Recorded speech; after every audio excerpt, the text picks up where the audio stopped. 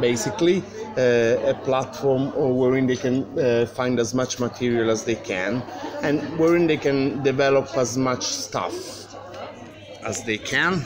Sorry, I have to record you because this is Snapchat. Not quite. I had to show a man a video on his camera. What is it? See what I was thinking? So the idea is, what do you think you would like to find in a blog, in a platform developed by a teacher? What should be the appropriate content? Hyperlinks. Sources. Hyperlinks. Hyperlinks.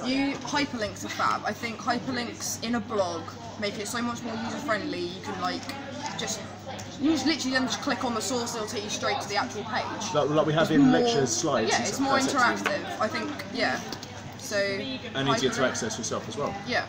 Which sort of hyperlink do you refer to, like Interpol, hyperlink? When I did my blog, you might remember it, when I did all about the darknet and the drugs trade, I was like hyperlinked like a Bitcoin website and hyperlinked other stuff, so you can then almost see the context in which it manifests.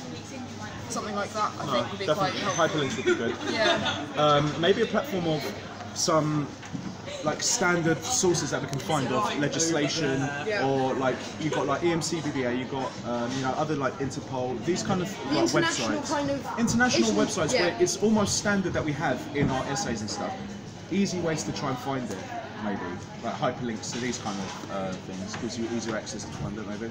Maybe as well divide, if you had a blog page, say on one page on organised, one on cyber, one on globalisation, have like a massive hyperlinked reference list even.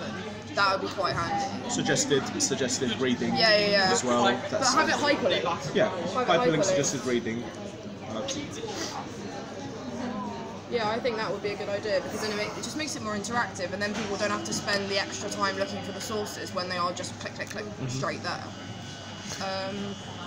Obviously, we've got the Talis Aspire reading list, but not many people use that, as far as I really know.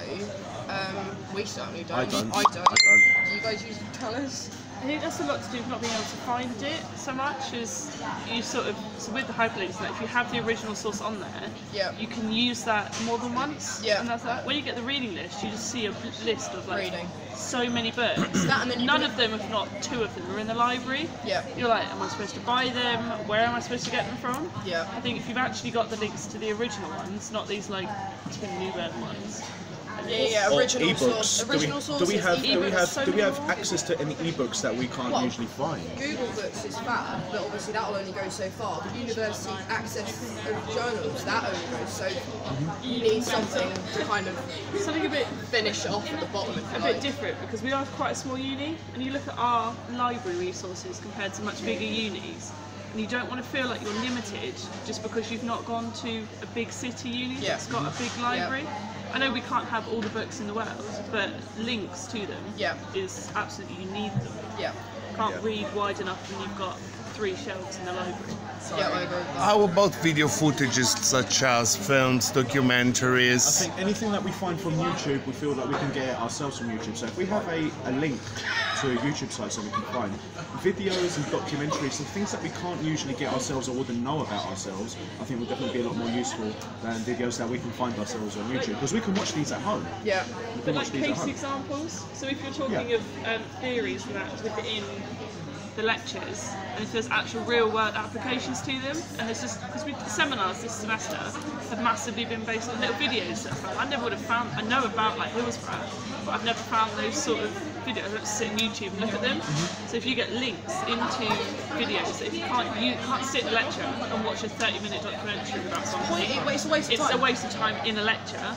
But if you say for your essay, these are real world applications through YouTube. I know it's not an academic source, but it's let's ask something to Zoe with some feedback. I didn't do the module, you can just input. What would you like to find in a blog on global? Okay, you've never done a blog. What would you like to find in a blog if you had a blog assignment? I can't comment on it. I don't know. Okay, what do you think about the hyperlink idea? What do you think about the reference list idea? Having hyperlinks to reference lists. It'd be a lot easier, a lot better for knowing what's going on, really. I think as well, if you devise the blog almost like an essay, so have like an introduction, this links into this field, this field, this field, this field. These are examples linking to this field, this field, this field. Couple videos, couple journals, suggested directions you could take it. It's all about a nice structure. Exactly, structure, an easy an easy accessible structure that anyone like a report almost, like a report structure. Exactly. I think that would be really valuable. And how about some student feedbacking on the on the blog, like about the footages you find, for example, the books, comments? Comment section. Maybe have comments as part of, not part of marking, but say to get a certain grade, you have to have X amount of comments on Contribution another blog. to your opinion, or contribution. There has to be something. Or say you can have it for your blog, you'd have to say, right, this week I want you to all comment something on any of this part of the blog. It doesn't have to be marked, it doesn't have to be anything, but it has to be done. You can then have, you've got access to check it. Do you know what I mean? Then you To see that they've read it or they've watched the So video, they have to comment their opinion on it. in event that he says, okay, we have to do this for next week, and half the people don't bother, but the other half have. What do you do with that? What's the consequence to people that don't do it? So you make sure no one gets Say knocked for off. this, say for example you wrote a blog, say for 1 week you were doing that organised, you could then discuss your blog in the seminar of how it linked to the lecture, but then using your extra info to then supplement it. It's quite expensive. Then if people haven't read your blog initially, they're not allowed to attend the seminar. Then they could lose their attendance. Okay, that's decent. Okay, it's a bit harsh, but it would be effective. Yeah, this is what I was wondering. Isn't it a bit You're of... putting a lot of effort into this blog. I know other lecturers You want that do other it. people, You you haven't want read- people to do it. If you're putting a lot of effort into the blog, you want to make sure that the students are going to appreciate it and actually read it. Because you're not going to put all this effort in when you've got people helping you as well. But after lectures, just go, I can't be bothered, and no I know, consequences. guaranteed. I've witnessed 2 people being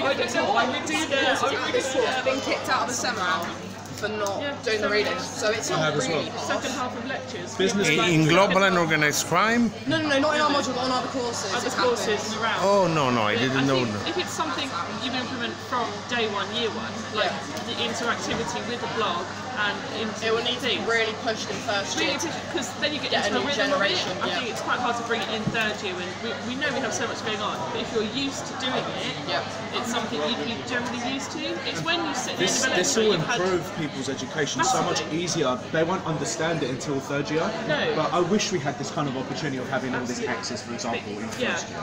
but you think this just sounds like a more interactive way of doing it, because we sit at the end of maths, like 3-hour lecture, and he then gives us like 4 different extracts or books we could read. I know people look at it. And how about if I use the blog, for example, to do some assignments? So, for I was just example, thinking that. today we're going to do a test on what we have learned. So we'll do a Padlet exercise on a What blog. You could do, you could almost structure it like BBC Bite Size. I don't know if it would be, I mean, it's usually for like GCSE level, but it'll give you a load of information, and then at the end of it, it'll give you a test. What is it? This little BBC quiz. Bite Size. BBC? BBC Bite, basically, it's an internet So you've got website that we internet, used to okay. use. Okay, We used to use when okay. you're 14, 15 for your GCSEs. It's really Gives you a certain bit of information, and then afterwards Okay. it gives you like a little quiz. Sometimes you have multiple choice, and you have to go through. Yeah, I know, but there are many tools. There are Kabooks, there are Padlets, there are some of these things. So maybe like every 2 weeks, every 3 weeks, say what have we learned. Log on to the blog and give. But look, so you can go on like this. Yeah, I know. Could highlight that. People could be like, in this test, I didn't get any of the questions on this.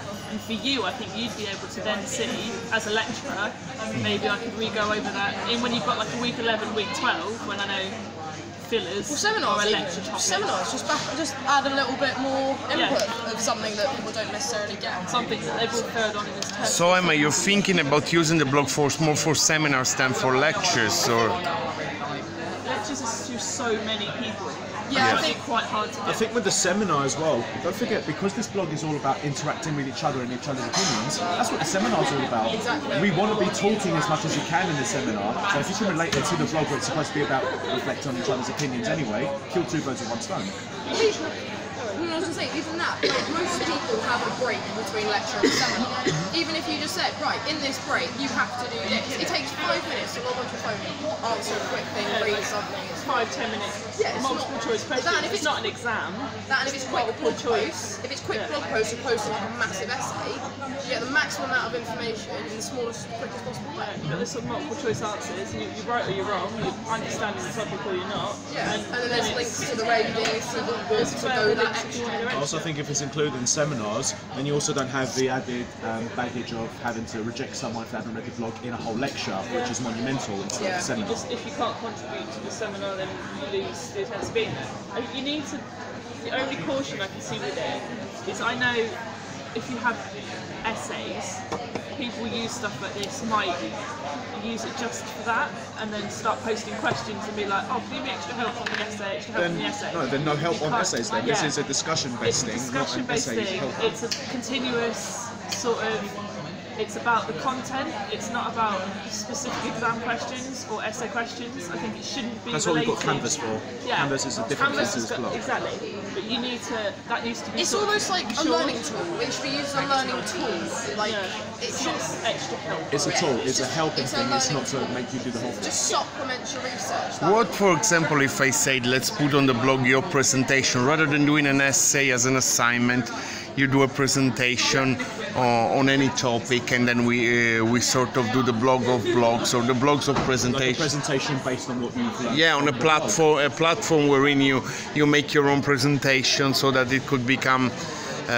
further material both for students and for the others who log onto the blogs. I think it's a good option as well, because then you'll get to see from each student what they've gained most from this blog and what they've learned, what's most valuable to them as well. That would be a really nice assignment as well. Even if it was a formative assignment, just stick it in. You're doing a presentation on the blog that you've been read, because then it gives you the also, okay, well I have to get into the seminars to get to read the blog, but at least at the end of the day I've got a presentation as well for it, which is going to be important. So you have to read the blog, you have to attend, Oh my God. so you can do this presentation. Yeah. It'll be really funny if you had a password on the blog and the password changed in between, and you could only, if you went to the seminar, you get the password from the blog. No, you don't want to torture people, this is supposed to help people. Tricking. You just get people sending around messages. Yeah. Password's this. Passwords this week. So any other suggestion you could give me? I mean, it's been really important, relevant. I like the idea of the blog as a teaching thing, rather than, I found it an odd one to get my head around as an assignment in itself, because I'm not particularly into